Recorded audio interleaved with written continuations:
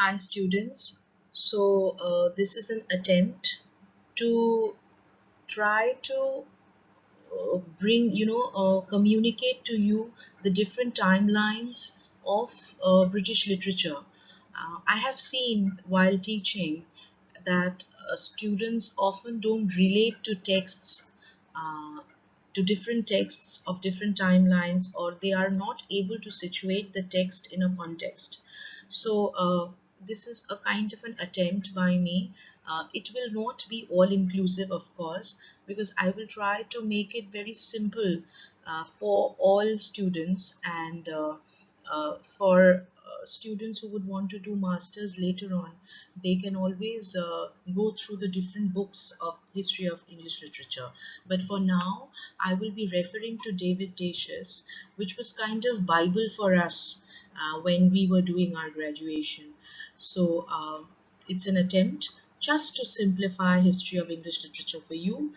And the first period in the timeline is Anglo Saxon literature.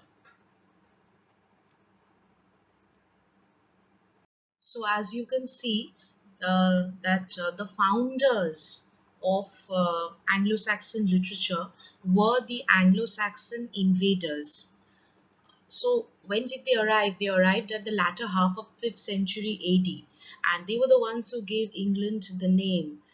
What is very particular about this process was the fact that before they came, uh, England was basically taken over by by Rome. So they were living in the Roman culture per se. But you see, when Rome was withdrawing their colonization, I mean their imperial process, and they were going back. At that time, the indigenous population of England, they were basically left very insecure because they were constantly threatened by the Picts who lived. If you see this, this map, this is the world map, but if you see this portion, this is England, and if you see at the northern part of England, there was this race called the Picts. They were constantly threatening England, and therefore the one of the kings, there were small states and princely states, and one of the kings invited Jutes. They were a race from Denmark, modern day Denmark. So he invited two brothers who were ruling at that time, Jutland, so to kind of help them to fight the Picts and Scots and other tribes. So you see, the primitive England, I mean the primitive Europe, they were constantly, they were made up of tribes who were at conflict with each other. But the Holy Roman Empire was basically the most popular, um, the most powerful civilization at that time ruling the world. But with the withdrawal, you see, of the Roman Empire, this is what happens. So what is very interesting is the fact that how this process of colonization takes place. So when we Indians, we think of colonization, we think of the British, the British rule for 200 years, that how we were colonized by them. But you see how they were colonized as well. So to the Romans, they were barbarians challenging the political and ideological structure of the Greco-Roman thought. So uh, uh, when the Romans came to rule them, they I mean, for the Romans, they were barbarians, like the original inhabitants of England at that time. But with gradual settlement of the Roman Empire in that area, and how with the arrival of Christianity, how they became, they were it brought about a kind of a fusion. Okay. But later, when the Romans withdrew, you see what really happened in the next phase, when Anglo-Saxons started invading. So after the decline of the Roman Empire from England, we see that Anglo-Saxon tribes, they invaded England. So where did the Anglo-Saxons come from? So, you see how I have enlarged this portion, that they basically came from, they were Germanic tribes who came from modern day Denmark. So you see, the line marked with yellow is the Angles, then the Jutes with blue, and the Saxons with red. So gradually, how Angles, Saxons, and Jutes, they started coming in. So as I told you in the previous slide, that how England invited the Jutes to come and help them out, because they were facing a lot of rude attacks by the Scots and the Picts. And as usual, how people take advantage of land, how land becomes a very interesting area of desire. It has always taken on human psyche, the desire to conquest, to conquer. So this is a very recurring motive, and this has plagued human civilization for ages, this desire to acquire lands. So the moment England invites Jutes, the other tribes also start taking advantage, and how they gradually come, because the Jutes were quote unquote allowed. So the Jutes said that, okay, we would protect you against the Scots and the Picts, but what would you give us in return? So they were allowed to settle down. The moment they were allowed to settle down, the Angles and the Saxons also come in. So and then they started settling in different parts of England. So you see, the south and the southwest of England was settled by the Saxons, and the north and the East Midlands by the Angles, and the southeast by the Jutes. So then what happened is, if you see the green portion, because this is the map of England, so if you see the green portion, the previously, the original inhabitants who were already Romanized, because we know that the Romans colonized them before Anglo-Saxons came in. So the Romanized Britons, they were pushed to the west, and they were vulnerable to the Picts and the Scots and the Welsh invaders. And interestingly, if you see, the Anglo-Saxons called them barbarians, they were also called by the Romans. So whenever, it's not that calling of barbarians is not something new to the relationship between India and the British. So when they colonized us, they called us barbarians. And you see, when they were colonized, they were also called the barbarians. So, what was the original language of the British tribes? So that was Celtic, you must remember. And this is a recapitulation of an image where the Anglo-Saxons settled down.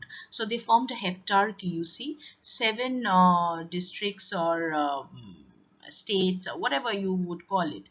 So this is Sussex, Essex, Kent, East Anglia, Northumbria, Mercia, Wessex. So each occupied by the different tribes. So if you remember, the Angles, they occupied the north and the Midlands. So Northumbria and Mercia belonged to the Angles. So similarly, the Wessex and Sussex, they belong to the Jutes. So that was how, and how East Anglia, they belong to the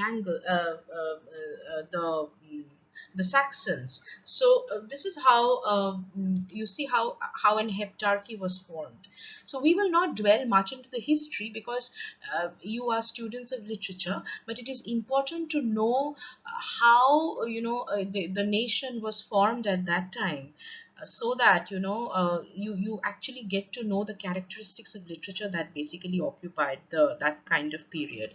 So we come to heroic poetry. So if you understand, it was still, England was still very paganized at that time. So Christianity didn't much conquer. Of course, it had set in, but we still have, the Saxons brought in a kind of pagan flavor to England, which was otherwise romanized.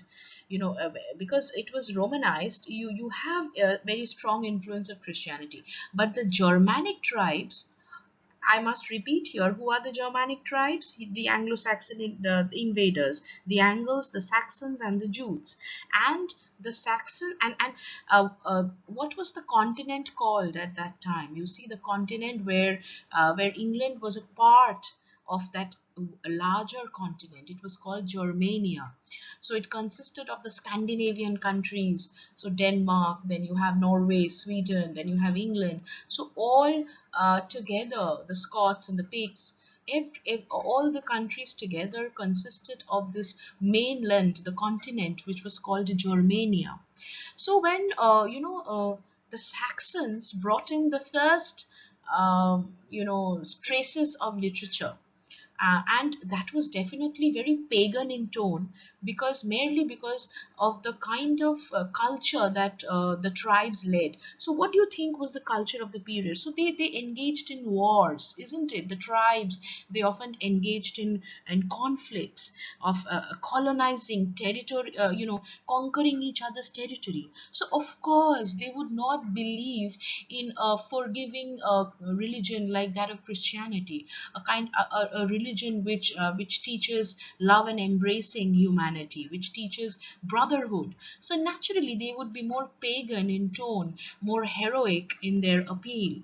So therefore the Saxons, they brought in a pre-Christian heroic society, and therefore the literature was also very heroic in nature. So you will have to. I have got a PDF format of David Dishes, but if you look at the book, you may kind of faint, because the font size of the words are very small, and it's not very reader friendly, especially for this modern generation, for you guys who are not much into reading. Therefore I kind of tried to make this PowerPoint to make things easy for you. But here you must go through David Dishes. I will be sending the PDF. You must go through David Dishes, where you will find how exactly Old English was written. I haven't incorporated it into the PowerPoint. So how Old English was written, it would be very interesting. And then you would find the translation into a much more modernized version of English. So what were the characteristics of Old English? And as you see, poetry arose before then prose. This is always very true to a civilization, that poetry as a literary form always comes first to civilization than prose. So what were the characteristics of pre-Christian heroic poetry? So it was alliterative. I'm sure you know what is the meaning of alliteration. So if say there were four words in a line, you had at least four stressed syllables with a varying number of unstressed syllables. And often you see, if you had, say, as I said, if you had four words in a line of a poem, then there would always be a pause in the middle. So after two words there would be a pause, and then again two words. So this pause was called caesura. So this is to give you a visual, imaginative approach to how the Germanic tribes looked. Please see the kind of armor they used, the kind of dress they wore, and how primitive would they appear to you in with respect to today's I mean lifestyle that we lead and the weapons that we use. Um, if we come to Anglo-Saxon poetry, you see not much of it has been preserved because it was more oral in nature. So, what do I mean by oral in nature? So, there was this wandering minstrel, a kind of bard poet who used to travel from one kingdom to another kingdom and would narrate mm, stories of adventures of kings defeating a neighbor king or slaying a monster. So these were the narratives that were found in the minstrels, and they were called scops, as I pointed out. So because they were more oral in nature, so naturally you would not find a lot of written preservation of Anglo-Saxon poetry. And you see how only 3,000 lines have survived in four manuscripts. And um, Anglo-Saxon poetry underwent a change in approach when Christianization came in with the arrival of Augustine in Kent. Now, who is Augustine and what happened in 597? See, that is for your reference. So, students who would be interested in further reading could always read up these texts. You can Google it nowadays. So, I have given a link, if you notice, beside Beowulf. So Beowulf is the most important heroic poetry poem during the Anglo-Saxon period. And when we in our masters we had the original text of Beowulf. We had to study Beowulf. So as you know, what is the story of Beowulf? So it is given in details in David Dashes. You can just read it up, and I'll just tell you, in say a few lines that it's the story of a king, a Beowulf who is a wandering hero, and how he arrives at a kingdom. The kingdom is plagued by a monster whose name is Grendel, and how the hero kills Grendel and is applauded by the king, but Grendel's mother, tries to take revenge, but Beowulf slays the mother too and becomes the king, because the old king of that kingdom has aged and therefore gives way to Beowulf, who sits on the throne.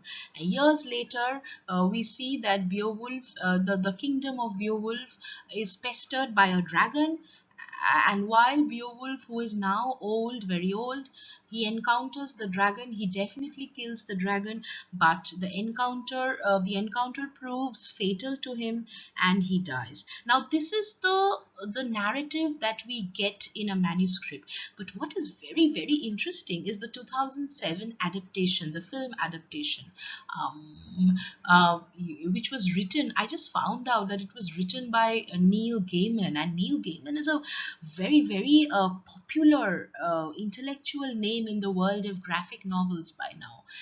And he gave a very interesting retake to this original narrative of Beowulf.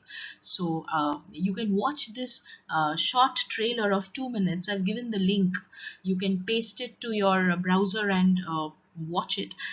So you'll find that Angelina Jolie was, played the role of Grendel's mother. And what twist Neil Gaiman gives, and I'm afraid that I'm digressing right now because I can't help but share with you the retake. So. We see that when the Grendel is of course killed by Beowulf in the film too, and when Beowulf goes to Grendel's mother's cave, we see the visual sensuosity of Angelina Jolie rising from a water body, and it's a seductive approach that Neil Gaiman gives to the text, to the otherwise heroic, text, where there is probably a deal that Grendel's mother does with Beowulf, that look, you don't kill me, but I will allow you to become the king. In return, I want a son in place of Grendel, who is now killed by you, and I want your golden horn, which the aged king has gifted to you. Because when Beowulf slayed the monster, the Grendel, the king had gifted a golden drinking horn to Beowulf as a mark of victory. So we see that years later, Neil Gaiman the film tells us that the dragon whom Beowulf slays is but the son of Beowulf and Grendel's mother. So, and what is very interesting is how Beowulf becomes sterile because of his tryst with with Grendel's mother. And therefore, despite having a wife and a mistress, we see that he has not been able to enjoy his his life. He has not been able to derive pleasure in that aspect. So that is a very interesting approach that Neil Gaiman gives. Very, very creative, unlike many film adaptations which tend to either de-glorify the written text, or try to say, make it more simple, homogenize it. But here I would say Neil Gaiman gives a very, very gray appeal, a very, very complex narrative reapproach to the original Beowulf text. So anyway, this is Beowulf for you, and for further reading you can always consult Deshas. I will be sending the PDF. We come to the next poem, which is Widsith or the Far Wanderer. Now, I have a list of poems for you on this PowerPoint, and I have not intentionally explained to you, because because ultimately this is not in your syllabus, but because you are not able to relate to the texts. Every time a new text is taught, you kind of become very muddled, I have seen. So, for the sake of clarity, that this is what British literature is, guys, that is why I have tried to incorporate this, and therefore I'm not going into details.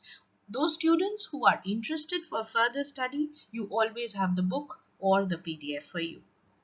So, you have Widsith or the Far Wanderer, which is one such autobiographical account of a minstrel. As I said, that these minstrels, they wandered from one kingdom to the other, talking of adventures, and these adventures become poems. So, Exeter book is one of the manuscripts which Anglo Saxon poetry boasts of, and Widsith is one of the poems that is found in the Exeter book. Uh, you see how the characters found in Widsith are also found in Beowulf, and therefore there is this overlapping of characters, and this makes it very interesting, because all this while, um, uh, any poem, I mean, though it is Anglo-Saxon, it doesn't only glorify Anglo-Saxon kingdom as they took over England, or it doesn't glorify only the British land, but it glorifies Germania as a continent. So it talks of brotherhood as a whole. That is where it becomes a little Christian in theme. Uh, and I'm not going into much details. The slide is in front of you, so you can I've written on how the other tribes in Germania, that is the Huns, the Goths, the Becker, the Burgundians, Jutes, Finns, Frisians, how praise is also meted out to them. So it is about celebrating Germania as a whole, and not just glorifying Anglo-Saxon conquest of England.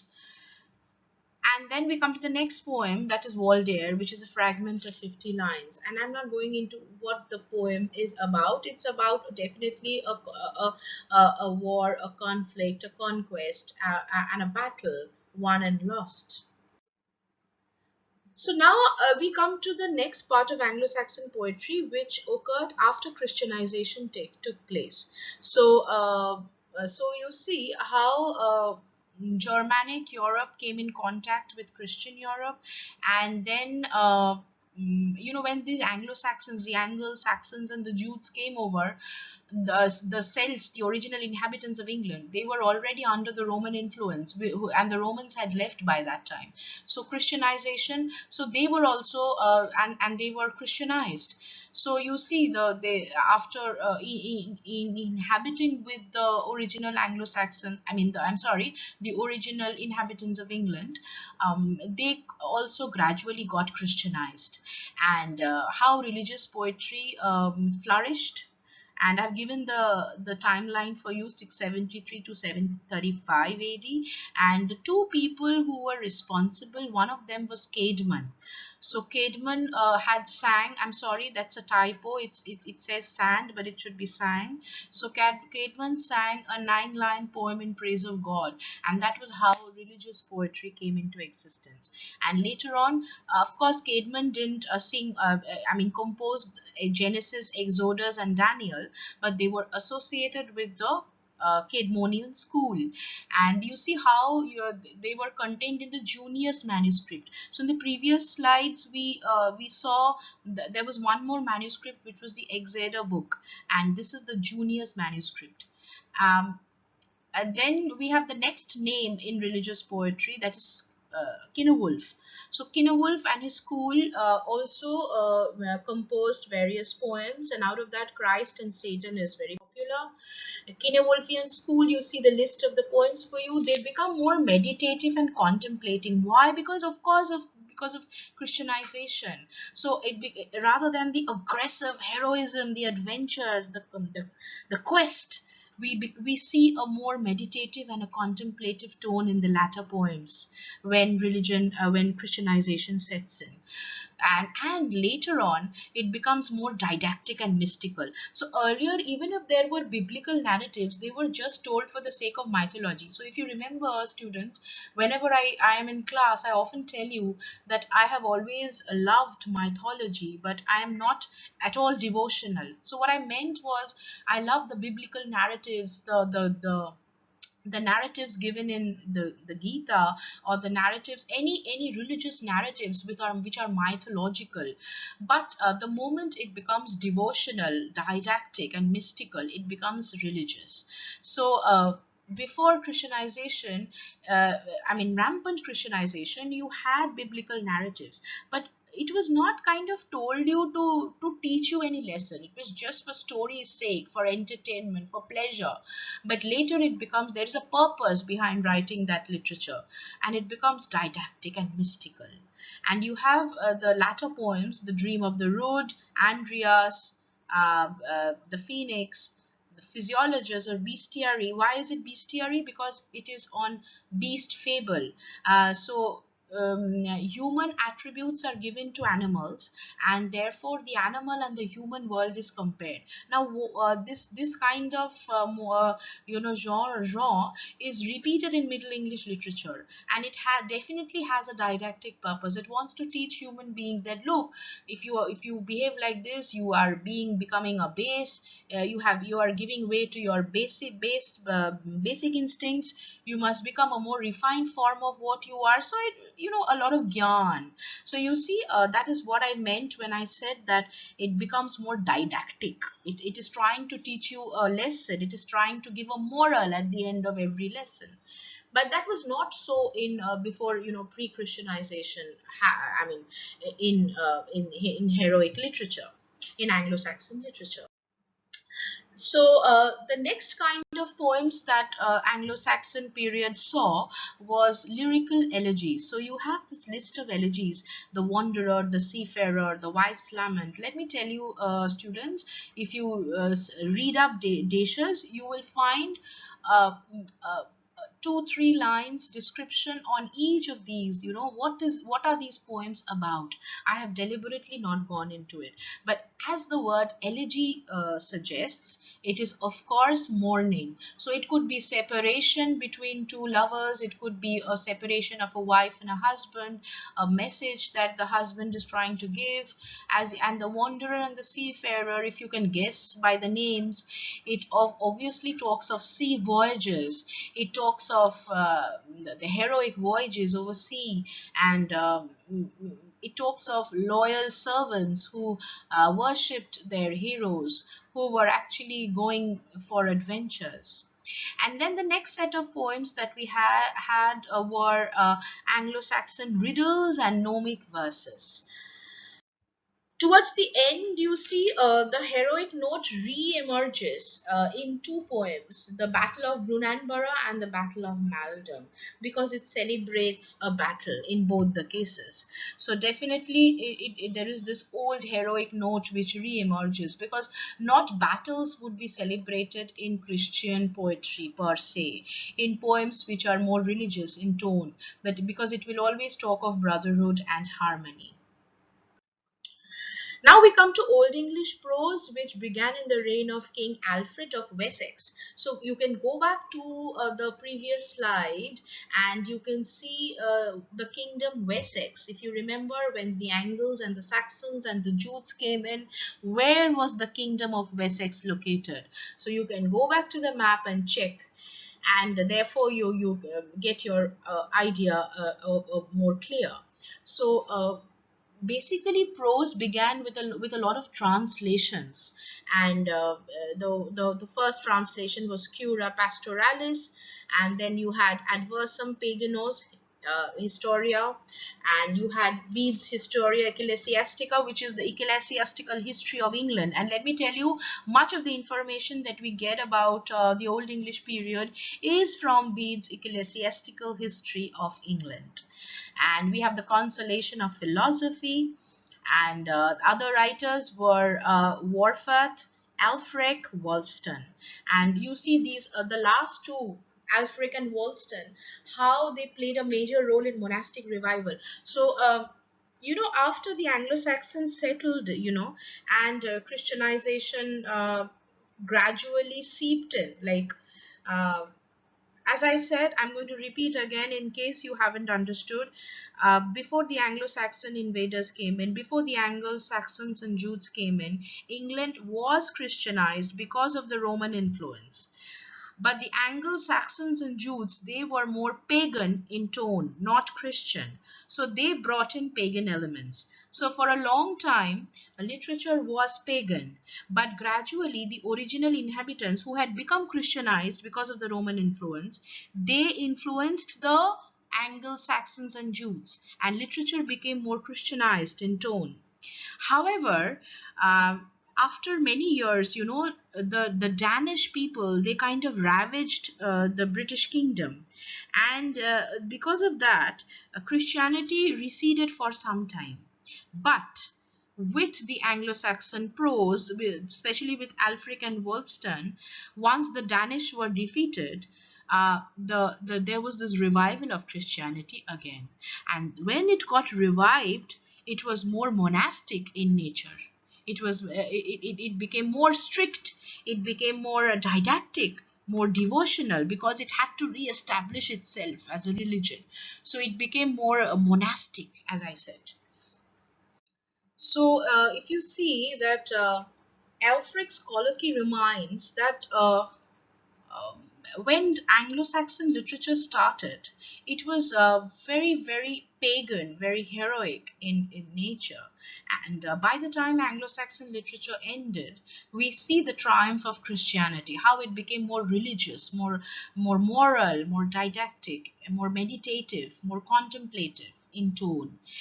And we should not forget that, of course, it was the role of the clerics who wanted to actually appropriate religion, appropriate Christianity through literature. So literature was just a means of appropriating Christianity at that time. So if you so literature, when if you are interested in art, then you have to become a devout Christian.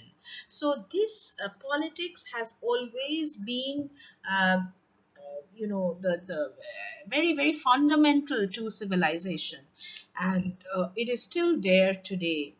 So anyway, so we see how literature was increasingly religious, and those who promoted literature, those who composed literature, were, after all, people of the church, people of nobility who otherwise supported the church. And secular literature, we still see, is far away.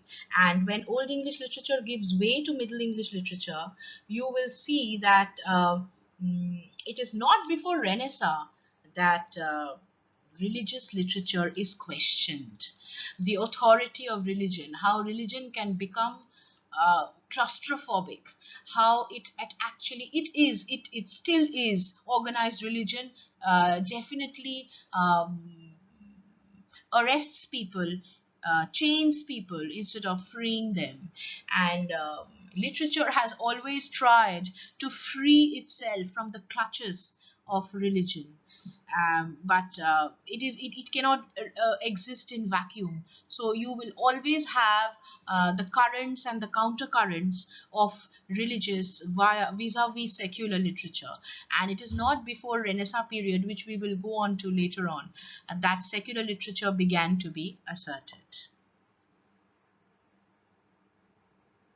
I have been able to at least guide you to the beginning, and I hope that we will see more into this, and this series of PowerPoint with voiceovers for the entire history of literature becomes successful.